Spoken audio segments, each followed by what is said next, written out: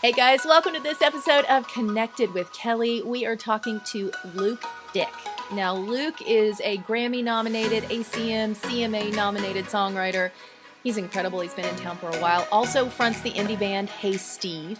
And he has a documentary that premiered at South by Southwest a couple years ago. It's called Red Dog. This documentary is all about a topless bar in Oklahoma where his mom worked when he was growing up. It's got some incredible characters in it, and he's also written an album of music to go along with it. He's got his buddies Dierks Bentley and Miranda Lambert singing on there. We are about to find out more about the documentary and the prolific songwriter Luke Dick. Let's get connected.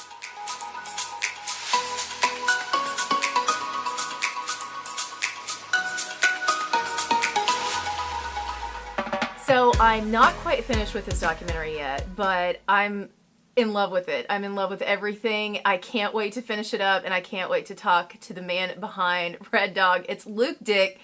Man, it's so good to talk to you. Most of the time I see you at number one parties. We're like bumping into each other at different industry events, which we don't do anymore. But I had no idea, first of all, that you were doing a documentary, and then second, just that you had this crazy childhood.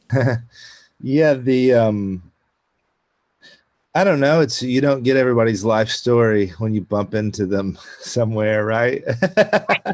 I get to say, how's the number one? Congrats on the Grammy nom. Congrats on the ACM. I mean, I'm always congratulating you about something because you're killing it. But I think that this is so amazing that you really decided, I'm going to dive in and I'm going to figure out where I came from and tell your mom's story in particular.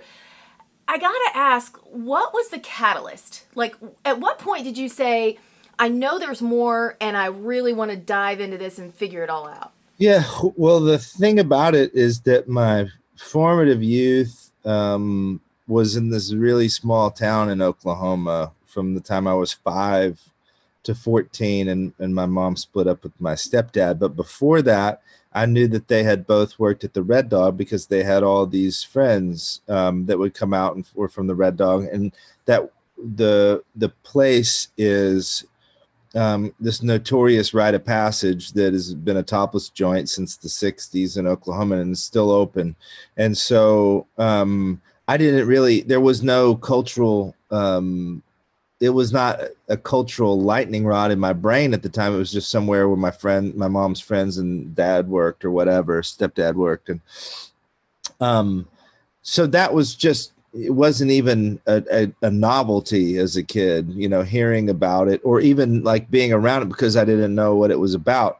And then you get older and the word starts popping up as you're a teenager and all of this. And so then it becomes more puzzling, in terms of what were my parents doing, because the country life was pretty normal by all accounts, in terms of like the hours that my dad worked, and my mom was a homemaker and planting gardens and stuff like this.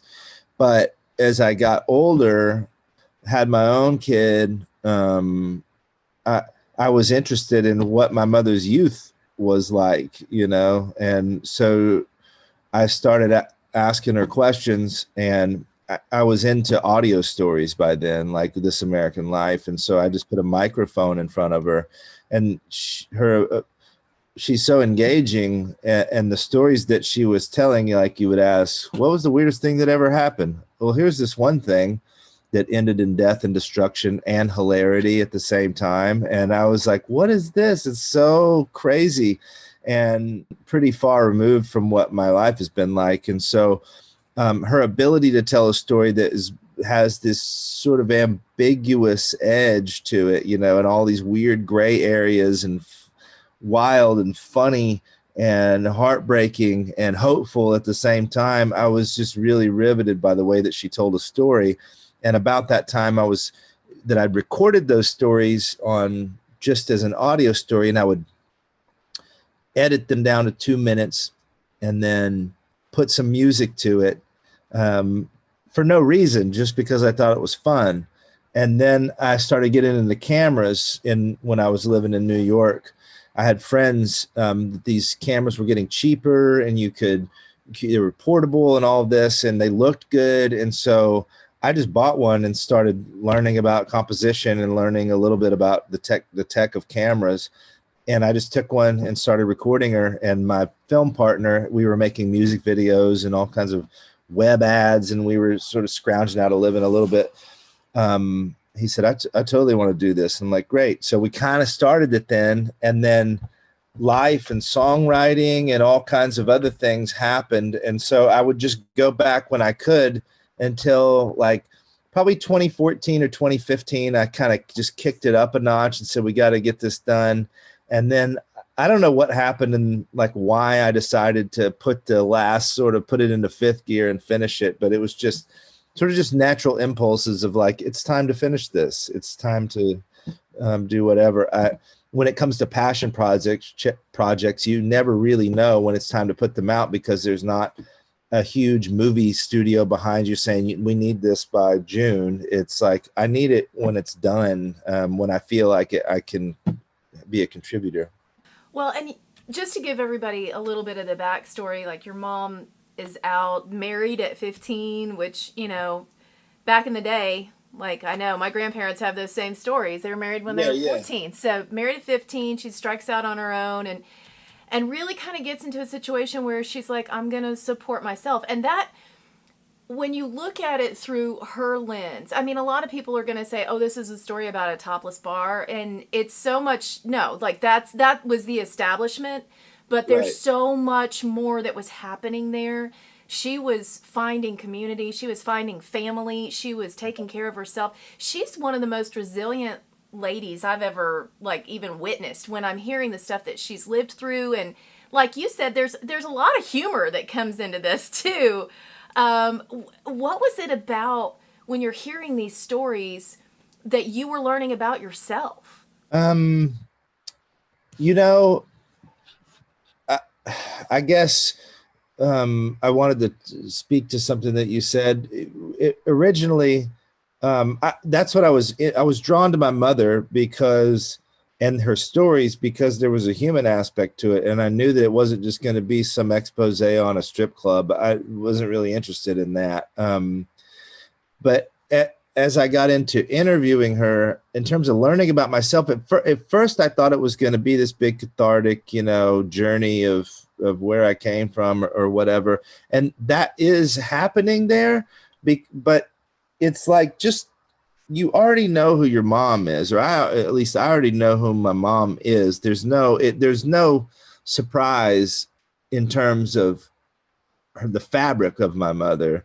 It's just the details and the roots and things that were revelatory about the way that she is in relationship to people, and the way that she views people, and the way that she just generally relates to human beings. That was, it was a deeper understanding of her to me. And then maybe it's some degree a deeper understanding of how I engage with people too, because there's a similarity there between she and I.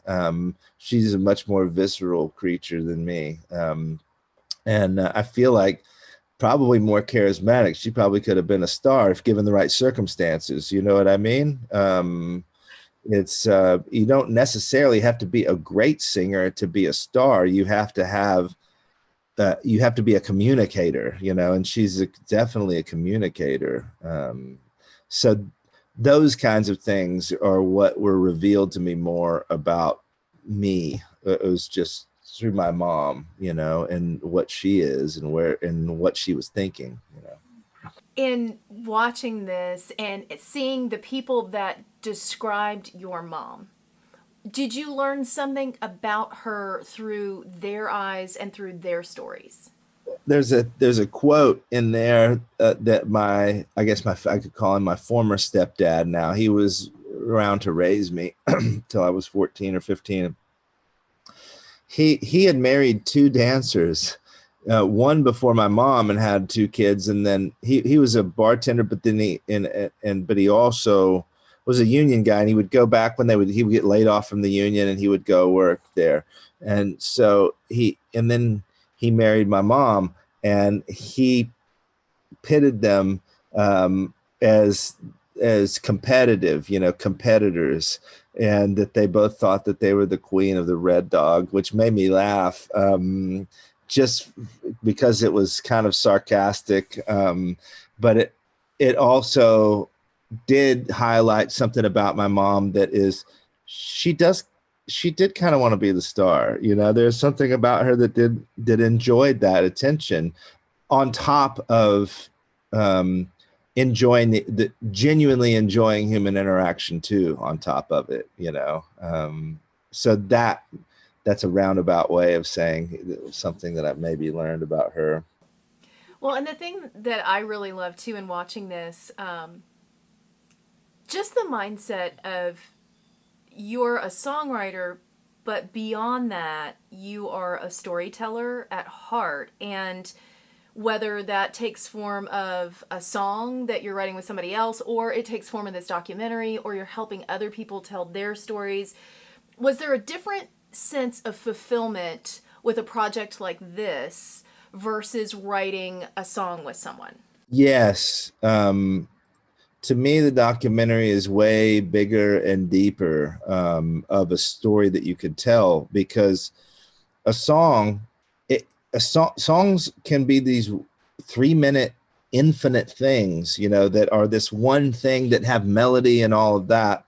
A movie or a documentary, it's like you're really digging into people's lives, and there's this element of reality happening, but also it is objectifying the reality, so there's another component to it. It's not just, here's real life. No, real life is all the boring stuff that happens in between too. You don't get that. Here are the highlights of this thing. Here are the things I want to show you that I think are significant about this. So in the editing process of what is important to show people, you have 90 minutes. So 90 minutes is a lot longer than 3. So it requires a lot more thought and work to make that to make that interesting. And then also you get the real details of human lives. And then on top of that, there's music happening and songs that interweave with all this stuff that are meant to be intentional accompaniment to what's happening, that help create the entire experience. So it's a multimedia endeavor, really, right? Let's talk a little bit about the songs, because you got Dierks on there, you have Miranda, you have so many people that are friends. Were you writing these songs as the process was going along? Because this took you 10 years, right, to put together. So was that a step-by-step, like you do some interviews and then a song idea would come and you'd figure it out, or was it completely finished in a rough edit and then you're watching it, figuring out how the songs intertwine? A little bit of both. There are some songs in there that were developed, that were written 8 years ago, for instance. Dance Like Me is one of them, that you just get the sound bed in the movie, but it was there and came from a conversation that my mother had given, or an interview that my mother had given, and me and Rick Brantley wrote that song. And it sat there, and I loved it for years, not knowing whatever I was going to do with it. And then there were songs that I wrote towards the end of the film, once the edits were coming in, that I kind of knew what I might need. Cool being one of them, which is this song. Jesse Joe Dillon came into my studio with a shirt on that said Cool, but it was with a K, which is the brand of cigarette. And I was like, this is the brand my mother smokes. I was like, you want to write that song with me? Cool with a K. And so we like sort of, personify or talk about a woman's relationship with her cigarette a little bit, in that film, and in that song, and who she is. That was a piece of music that we put in to tell my mother's backstory, where all these really lovely pictures of her in the photo album of being a little girl and stuff like that. And so I guess all that to say that there were some that came when I was giving the interviews and felt that I need to write that. And then there was some that came after. And then there were some that came because I would create a sound bed for a character that I loved so much that the sound bed, I couldn't just leave it as a sound bed in the song behind Tiny, for instance. It's I was like, going to say Tiny is my other favorite. I love your mom, yeah, but I love Tiny. yeah, let's write. I wanted to write Tiny Dreams.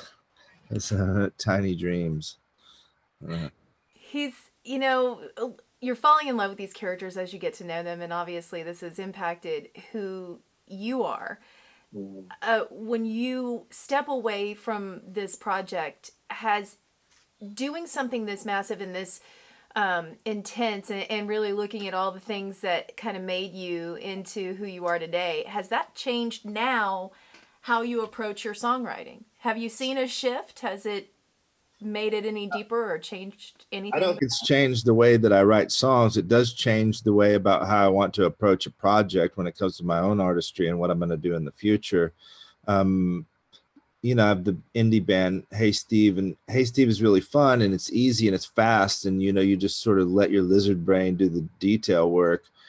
But what if it were, you know, what if it were a bigger project of, you know, marrying something, if you had a screenplay you really liked, or you married music in a way with a narrative feature. It's an interesting place for me, because records, albums, so to speak, are kind of an arbitrary form. You know, we just decided at some point that this was the wax was this big, right? And this is how many songs could fit on them. And so now we're in the digital age where it's like you're still operating under this, well, we need 12 to really give an impression of who the artist is at the time, a time capsule or something. And I see some merit to that, but then there's infinite ways in which you can conceptualize a musical project, and it doesn't have to be this round thing. You know, I don't know what that way is, but I just know that the digital age has changed the way that people think of how you can aesthetically approach the next project. So I'm actually excited about it. I'm not too worried right now, because here we are still just interviewing about the record I'm just putting out. So I'm going to chill out and go write some songs with other people and get a bearing on what I might want to do next. I can understand that. When you wrote Blazer, because I particularly love this, I looked at the lyrics and I'm like, man, I totally dig the way that this was approached. And then having Dierks come in on it, was that something, had he seen the documentary, or how did you approach him and say, I want you to be a part of this? Yeah, it's funny because I did a really, really soft opening of one of the first cuts here in Nashville. It was probably 2 or 3 years ago. And Dierks was there. It was at the Belcourt, and it was full, and there were loads of friends there. It was really a cool evening. And Dierks was there, and I had that song, but I just had a little bit of it. I'd written just enough to be in the film. And so there was a whole song left to be written. And so I wrote the song with Jeff Hyde and Joey Hyde, who they're not related, songwriters that I really love. And Dierks had a Blazer, and it sounded to me like it could be a Dierks song. I'm like, why don't you come sing on this song? First, I just pitched it to him, like, you should put this on your record. And then I was like, you should I said, you should come sing on my record, on my soundtrack, and put this on here. And anyway, he was like, I'm totally in. I'll be over there Tuesday. At the very beginning of this documentary, you say that your mom got angrier and angrier as it went along. Like, as the years got out and you're still interviewing her and asking her questions, she got more and more mad. What does she think of the final product? I think she's really proud of it, honestly. She's proud of me. She's proud of me for following through with something. She didn't think I was going to finish the documentary. At some point in the project, we ran a Kickstarter to do the animation, and it became kind of a viral sensation. The Kickstarter campaign in Oklahoma, that people found out that there was a Red Dog movie, and it was on the cover of the Free Press rag, which is a big deal there. And she had to tell her boss, and she was all nervous, and she said, I didn't think he was going to go through with it, but it's happening. I need to tell you this. Anyway, so after, she since retired and stuff, but after that, I just feel like there's something about it that is validating in some way, you know, for somebody to care about you and care about your story and want to tell your story. So I feel like that has been the general emotional interplay between she and I around the movie. I'm trying to think if there are anything like anything subtle around that question, you know. The one thing I worried about was like my stepdad, you know, they've been married 25 years now, and does this bother him? And I've talked to him once or twice, but he's like, it's all good, man. This is you doing your art. And I thought that was such a sweet and gracious thing to do for a kid, rather than to try to put constraints or something like that. It's curious, you know. I mean, it's not every day somebody does this with their parents' life, you know. I guess my last question is, you know, I think about like what were my parents doing, and what were some of the stories that I was never told? Because I know there are tons of stories. All of our parents have stories that we just never found out about. And there's a part of me that I don't know that I want to know. Like, seriously, I thought, gosh, do I want to go digging up bones? Is it going to, you know, satisfy something in me? But obviously there was some itch there that you needed to scratch. Why did you decide, I want to know more about what was happening there? And did you find any sense of, yeah, I got what I needed after asking those questions? Because there could have been so much stuff that got told that you were just like, whoa, that's too much. I mean, my mother's always been a candid person, so I wasn't afraid that something was going to happen that was going to put a roadblock in our relationship at all. But there was something beyond just being parents, that I was interested in the culture of that they were in and around, and what that culture looked, or what the arc between them starting and, you know, the topless bar to being 65, 70 years old. How does their life churn out? Maybe it would demystify it. I don't know. Maybe it would humanize it in some way, you know. See what these humans are doing out there in the world, and what kind of ride that they took, you know. That was what I was more interested in, rather than what I could expose, or this fear of seeing too much about your parents' life. I already knew my parents were wild, so wildness was not going to be a shock to me, you know. Me too. Thank you to Luke. He's pretty incredible. What an amazing storyteller. If you want to watch this documentary, Red Dog, you can find it on Amazon Prime Video, Hulu, and also YouTube. Just a warning, it is adult content. Make sure there are no kiddos in the room when you're watching, but it is really, really well done. Also, if you want to find the music, you can search it out. It's the soundtrack that goes along with the documentary, Red Dog. Incredible stuff there. All right, we want you to subscribe, friends. It's right below. Just hit that button. Subscribe. We are so close to getting a goal. I'm not going to tell you what it is, but I do want you to subscribe and share it with all your friends. Also, hit the bell so you're notified when brand new episodes come out. We've got one for you next week. And until then, make sure that you are staying connected with all of the people and things you love the most. Bye.